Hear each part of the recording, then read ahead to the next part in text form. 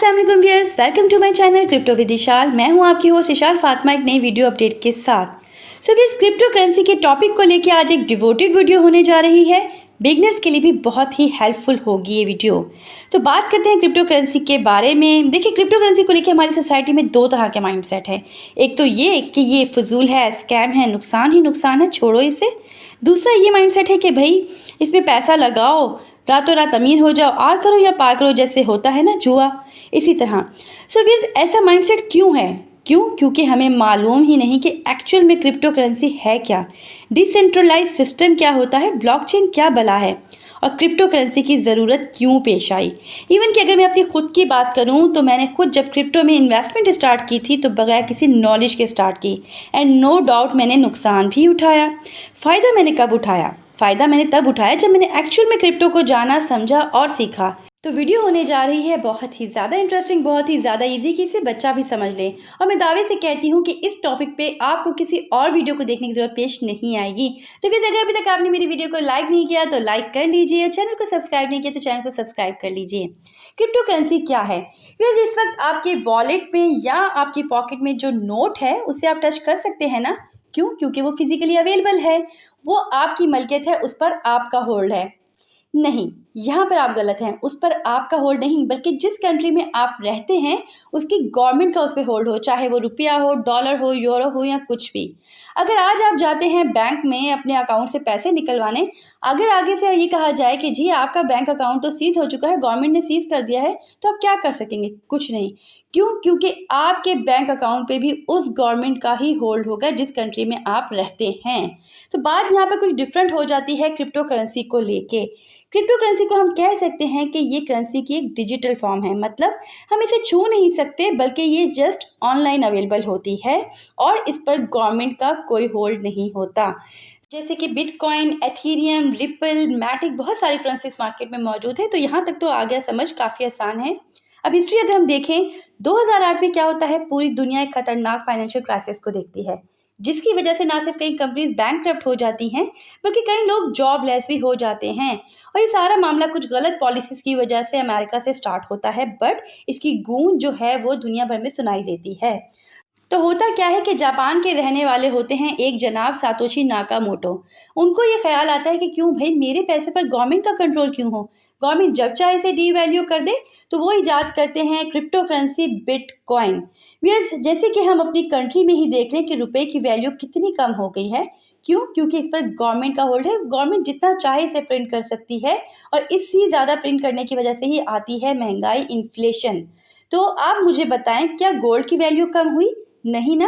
क्योंकि इस पर गवर्नमेंट का होल्ड नहीं है, उसे जितना चाहे उतना बनाया नहीं जा सकता, उसकी एक वैल्यू होती है। तो इसी तरह कुछ लोग कंपैरिजन करते हैं बिटकॉइन का गोल्ड के साथ, कि बिटकॉइन की भी एक वैल्यू है क्योंकि उसकी सप्लाई जो है वो लिमिटेड है। अच्छा, जब भी हम बात करते हैं क्रिप्टो प्लेटफॉर्म की, तो हम कहते हैं कि ये डिसेंट्रलाइज है। इसका क्या मतलब है? देखिए, मतलब हमें पता होना चाहिए। क्योंकि हम हैं क्रिप्टो कम्युनिटी का हिस्सा। अब क्या है कि करेंसी जो है वो सेंट्रलाइज भी हो सकती है और डिसेंट्रलाइज भी हो सकती है। देखिए, जो पैसे हम यूज़ करते हैं उससे गवर्नमेंट का होल्ड होता है, जितना चाहे गवर्नमेंट उसे प्रिंट कर सकती है, गवर्नमेंट के हाथ में है, मतलब सेंट्रलाइज है। बट डिसेंट्रलाइज का मतलब है कि गवर्नमेंट का इस पर कोई होल्ड नहीं है। जैसे कि बिटकॉइन, इसके अंदर वैल्यू स्टोर होती है, इसलिए इसे डिसेंट्रलाइज कहते हैं और इसे गवर्नमेंट मैनिपुलेट नहीं कर सकती। अब यहाँ कुछ का सवाल होगा कि फिर वेल्स तो मैनिपुलेट कर सकती हैं, तो यस कर सकती हैं, बट उसकी वजह है। आप बताएं, आपकी कम्युनिटी में, आपके जानने वालों में क्रिप्टो में कितने लोगों ने इन्वेस्ट किया हुआ है? आई एम डैम श्योर कई लोगों को तो इसके नाम की अवेयरनेस भी शायद आपकी वजह से आई हो। तो क्या है कि अभी क्रिप्टो का एरिया कम है, जिस तरह इसका डायमीटर बढ़ता जाएगा, एरिया बढ़ता जाएगा, वैसे वैसे किसी एक या दो वेल के सेल या बाय करने से इतना फ़र्क नहीं पड़ेगा। जैसे जैसे इसकी अडॉप्शन बढ़ती जाएगी, ये प्रॉब्लम्स भी सॉल्व होते देखें शायद हम फ्यूचर में। सो व्यूअर्स, अडॉप्शन के मामले में भी कई लोग ये कहते हैं कि एक चीज़ फिजिकल ही नहीं है, तो हम कैसे कह सकते हैं कि ये हमारी है? तो आप मुझे बताएं, आज से पहले क्या लोग पेपल पे, इजी पैसा पर क्या इतना ट्रस्ट करते थे? और क्या ऑनलाइन बैंकिंग इतनी आम थी? क्या लोग ऑनलाइन आसानी से बिल जमा करा लेते थे? नहीं। ऐसा ऐसा लोगों में अवेयरनेस बढ़ी तो लोगों ने इसे अडॉप्ट किया।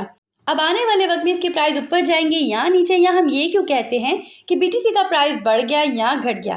तो व्यूअर्स, हर क्रिप्टो करेंसी में ऑलरेडी डिफाइंड होता है कि कितने कॉइन्स प्रोड्यूस होंगे। तो देखिए, जब कोई चीज़ लिमिटेड होती है तो उसकी प्राइस डिपेंड करती है उसकी डिमांड पर। फॉर एग्जाम्पल, अगर कोई प्लाट किसी अच्छे पोश एरिया में है तो उसकी ज़मीन तो फिक्स्ड है, बहुत से लोग इसमें इंटरेस्टेड होंगे, तो क्या होगा, ऑटो पर उस जगह की वैल्यू बढ़ेगी, डिमांड बढ़ेगी। बट अगर कोई प्लॉट किसी बैकवर्ड एरिया में है या किसी दूर दराज इलाके में है तो क्या होगा, कम लोग इंटरेस्टेड होंगे, वैल्यू कम होगी, डिमांड कम होगी। BTC की सप्लाई फिक्स्ड है तो डिमांड के बढ़ने या कम होने से इसके प्राइस ऊपर नीचे होते हैं। मोस्टली ये डिमांड डिपेंड करती है फंडामेंटल से, मींस अपडेट क्या चल रही है एडॉप्शन को लेके, कंपनीज को लेके, इन्वेस्टर्स को लेके। सो व्यूअर्स, इस करेंसी के पीछे टेक्नोलॉजी क्या है, तो वो है ब्लॉकचेन। यहाँ मैं आपको बता दूं कि कई ऐसे लोग हैं जो क्रिप्टो पर ट्रस्ट करें या ना करें, ब्लॉकचेन टेक्नोलॉजी पर ज़रूर करते हैं। ये एक तरह का लेजर है, जैसे कि खाता। तो ये ब्लॉकचेन कहती है कि आप कोई भी डेटा नहीं मिटा सकते इस लेजर से। ऐसा क्यों होता है? देखिए, अगर ये लेजर कोई एक बंदा हैंडल कर रहा होगा तो वो इसमें हेरफेर कर सकता है, बट ये टेक्नोलॉजी जो सोल्यूशन देती है वो ये है कि ये लेजर बहुत सारे कंप्यूटर्स में सेव होता है। बीच में अगर किसी एक कंप्यूटर में कोई गड़बड़ करेगा तो बाकी सारे कंप्यूटर से मिसमैच हो जाएगा, पकड़ा जाएगा। यानी इस लेजर को कई सारे कंप्यूटर मिलकर मेंटेन कर रहे हैं। इसे हम कहेंगे पेयर टू पेयर नेटवर्क या पर्सन टू पर्सन नेटवर्क। और ये सब मेंटेन हो रहा है ब्लॉकचेन टेक्नोलॉजी की वजह से। ब्लॉक प्लस चेन, एक ब्लॉक में ट्रांजैक्शन फुल हो गई तो अगला ब्लॉक जुड़ जाता है, और हर ब्लॉक में जो ट्रांजैक्शन होती है वो पिछले ब्लॉक के ट्रांजैक्शन के साथ जुड़ी होती है, और ये सारे ब्लॉक एक चेन की सूरत में एक दूसरे से कनेक्टेड होते हैं। और ये जो ब्लॉकचेन है ये कई सारे कंप्यूटर्स में अवेलेबल होती है, किससे कितना दिया, किसके पास कितना बचा, और हमारा ये जो सारा डेटा है व्यूअर्स, हम चाहते हैं ना कि किसी को मालूम ना हो। तो ये कैसे मुमकिन है जबकि हमारा डेटा इतने सारे कंप्यूटर्स में मौजूद है? सो व्यूअर्स, यहाँ पे आपको बता दूं कि क्रिप्टो का मतलब क्या है, सीक्रेट। क्रिप्टो करेंसी मतलब सीक्रेट करेंसी। ये हल पेश किया है क्रिप्टोग्राफी ने।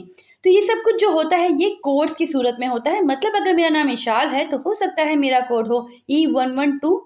तो यकीनन आपको समझ आ गया होगा कि क्रिप्टो करेंसी एक ऐसी करेंसी जिस पर सिर्फ और सिर्फ हमारा होल्ड हो, गवर्नमेंट का कोई होल्ड ना हो, और इसका डेटा सीक्रेट हो। ये सब कुछ बताने का मकसद हरगिज़ ये नहीं है कि अगर मैंने क्रिप्टो करेंसी में इन्वेस्ट किया हुआ है तो मैं आपको भी ये एडवाइस करूं कि आप इसमें इन्वेस्ट करें। नहीं, ये वीडियो है जस्ट टू एजुकेट यू कि अगर आप इसमें इंटरेस्टेड हैं तो आपको सब कुछ मालूम होना चाहिए क्रिप्टो करेंसी के बारे में, क्योंकि ये मार्केट जो है वो हाईली रिस्की है। इसमें आप लर्न करेंगे तभी आप अर्न कर सकेंगे। और मैं कोशिश करूंगी कि ज़्यादा से ज़्यादा जो है लर्निंग वीडियोस लाऊं बिगनर्स के लिए, ताकि वो आसानी से ट्रेडिंग और एनालिसिस सीख सकें। तो अगर अभी तक आपने मेरी वीडियो को लाइक नहीं किया तो लाइक कर लीजिए, और अपना फीडबैक देना कमेंट्स में मत भूलिएगा। साथ ही अगर आप मेरे चैनल पर नए हैं तो चैनल को सब्सक्राइब कर लीजिए और बेल आइकन को प्रेस कर लीजिए ताकि आने वाली हर अपडेट आपको मिल सके। अपना बहुत ख्याल रखिएगा। Take care. अल्लाह हाफिज़।